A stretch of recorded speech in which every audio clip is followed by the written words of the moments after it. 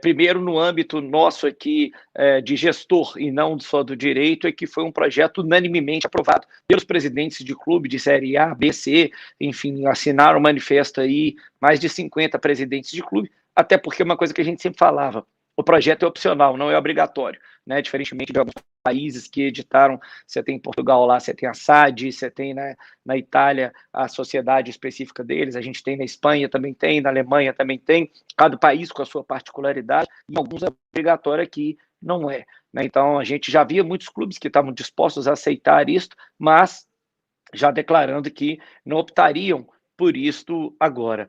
E a grande questão, acho que esse foi o primeiro passo, então, para ter essa grande aceitação da lei, mas a segunda grande coisa que eu gosto de explicar quando a gente vai debater esse assunto é que muita gente fala a SAF é a salvação do futebol brasileiro. Não, ela não é a salvação do futebol brasileiro.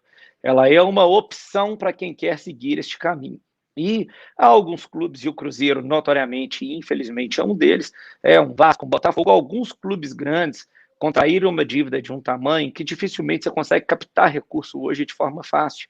Né? Desde que a FIFA, qual que era a forma antes que se conseguia aplicar dinheiro do futebol, era o chamado CBO, né? Que era a participação de terceiros alheios ao futebol no direito econômico de atletas. Então, o clube queria captar e alguém queria fazer um tipo de investimento, grandes grupos econômicos, e vários ficaram famosos no futebol brasileiro assim, comprava o percentual de um jogador. Pode dar certo, pode dar errado, mas obviamente quem está no meio a meio ali acabou conseguindo ganhar muito dinheiro com isso. Então, desde que a FIFA proibiu, a gente não tem, tirando patrocínio, tirando as ações de marketing, etc., então, mais uma forma de alguém chegar lá amanhã e falar, eu quero aplicar no Cruzeiro de alguma forma um dinheiro aqui, o que eu vou fazer? Eu não tenho como fazer isso pela natureza jurídica dos clubes, que é uma associação civil sem fins lucrativos. Então, eu acho que a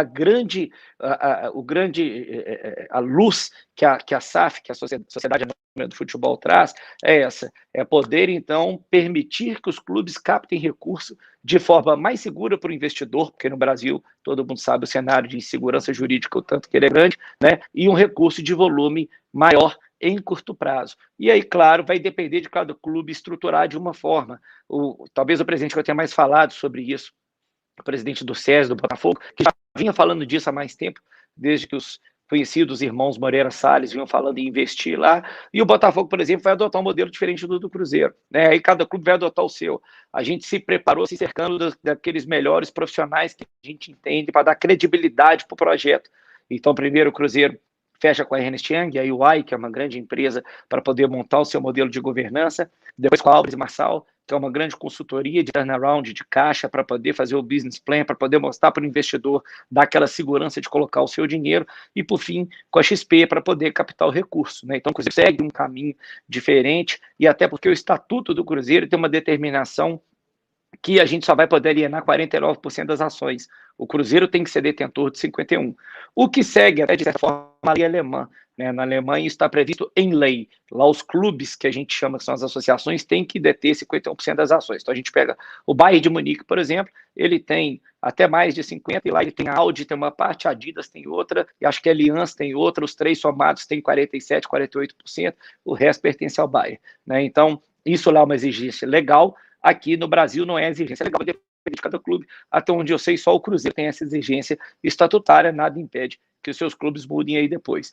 Eu gosto muito de também frisar sempre o termo SAF, porque embora vulgarmente a gente fala clube empresa já existia no Brasil. Né? A gente tem, desde o exemplo de um clube como o Red Bull Bragantino, que vai até jogar daqui a pouco, que é um clube que investe, é um clube basicamente de marketing, né? A ideia do Red Bull não é ganhar dinheiro através do futebol, é igual eles fizeram na Fórmula 1, no surf, no skate, é promover a marca através do esporte, e aí sim tem um esporte de excelência para isso. Então é um clube empresa muito peculiar. Mas a gente tem outros, como o Cuiabá, que hoje está na primeira divisão, a Ferroviária de Araraquara, lá de São Paulo, é uma SA fechada desde 2003. Então, o modelo empresa já existe há mais tempo, né? E agora a gente vem essa espécie do gênero sociedade anônima, que é a sociedade anônima do futebol, para poder permitir, portanto, que os clubes adotem uma nova natureza jurídica. Eu acho fundamental dizer também que você não precisa ser empresa para ser gerido como empresa, né? E acho que o grande exemplo disso no Brasil, num nível muito maior de torcida foi o Flamengo que conseguiu fazer, no nível de torcida um pouco menor, mas que vem fazendo uma grande gestão. Eu cito muito Bahia e Fortaleza. São dois clubes que vêm fazendo um grande trabalho de gestão com governança, com transparência, e são associações. E pelo que eu conversei, nenhum desses três pretendem se tornar sociedade anônima do futebol agora. Então, acho que também essa ideia, a primeira ideia de que a SAF é a solução do futebol brasileiro é errada, ajuda muito, e a segunda de que tem que ser SAF para ser bem gerido, também é errada. Até porque nós temos 2 dos 5 maiores clubes do mundo também não são empresas, que é o Real Madrid e o Barcelona. Né? E Madrid foi onde eu fiz um dos cursos que eu tenho de gestão e eu estudei a fundo. O Real Madrid é um grande exemplo, sim, de gestão e de governança. Portanto, eu entendo que aqueles que não optarem por seguir pela SAF, né, e seguir o seu caminho normal no modelo associativo, mas com gestão, a gente entende quem vai fazer isso e acreditamos que também pode haver sucesso nesse modelo. O outro caminho não vai ser obrigatório, mas creio que vai ser uma tendência no futuro, sobretudo, e é o que a gente mais quer, que não só o Cruzeiro, como os outros clubes que adotem o modelo triunfem, né, e mostrem que isso vai ser importante para a nossa evolução. E no âmbito, talvez, o mais importante agora, o que falta para dar certo, que é o que todo mundo fala, infelizmente, finalmente, no apagar das luzes, no último dia para a gente ter a sanção tácita do projeto, foram vetados alguns dispositivos que tratavam da parte tributária, o que também a gente está muito animado, pelo que eu conversei, tanto no Senado quanto na Câmara, de que sejam derrubados esses vetos, né? Estou indo para Brasília depois de amanhã para fazer algumas reuniões sobre isso, e acredito que isso aí acontecendo, a gente volta ao nosso atrativo por um motivo que, creio eu, acho que a Receita Federal fez mais por obrigação do que por razão, porque hoje o que a gente tem? No modelo associativo, há diversos impostos que as associações não pagam. Então, quem for para a sociedade anônima, se pagar, ainda que reduzido, que eu estava no projeto, vai sair de um pagamento zero para um pagamento num patamar menor. E a desculpa da Receita foi que se a gente desse esse desconto para as SAFs, né, para a Sociedade Anônima do Futebol, haveria uma renúncia de receita. Pelo contrário, há um ganho de receita. Né? Então, acho que até a explicação técnica aí, pelo que a gente viu, e colocamos isso no papel para levar aos parlamentares, e todos concordaram, cada um consulta o seu advogado de confiança também, então está todo mundo caminhando nesse sentido, então a nossa esperança grande é isso, que a gente consiga a derrubada desses vetos, até porque no projeto, e acho que o senador Portinho foi muito feliz, ele está dando uma coisa que não tinha, que é hoje o que se dá mais dinheiro no futebol brasileiro, que é a venda de jogadores para o exterior. Então, em um dado momento, me fugiu aqui agora de cabeça, não sei se o Davidson, o Eduardo ou o Fabrício sabe, mas em um dado momento vai começar a incidir um imposto sobre a venda de jogadores, a venda de direitos econômicos de jogadores para o exterior. Então, isso é muito positivo. Oi? São 5 anos. 5, eu estava na dúvida se seria 5 ou 6, aí quando eu estou na dúvida eu prefiro não falar, mas obrigado.